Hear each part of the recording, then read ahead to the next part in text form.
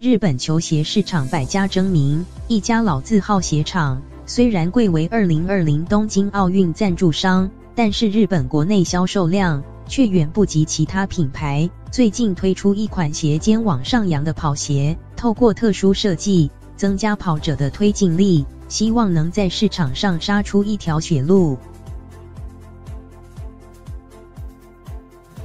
您看过鞋尖上翘的跑鞋吗？球鞋广告，我们也着迷于胜利，我们希望它赢得爱鞋尖朝上翘起。日本老牌鞋厂亚瑟士新款球鞋一公布，立刻引发外界高度关注。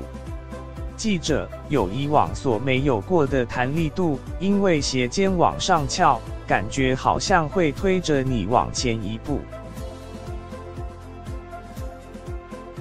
这双鞋售价近3万日元，亚瑟士花了2年时间研发，特色就是把鞋尖部分往上扬，能增加跑者往前的推进力，同样距离能用更少步伐来完成，希望能在市场上跟其他品牌较量。日剧片段 Chill 茂木跑吧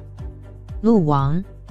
2016年因为一部百年足袋老店转型做跑鞋的热血日剧，让日本 Mizuno 球鞋销量暴涨。日本跑鞋商战竞争激烈，先前 Nike 推出厚底鞋，意外广受青睐。日本奥运赞助商亚瑟士去年12月年中结算，赤字高达203亿日元。社长推出新鞋款，希望能重振雄风。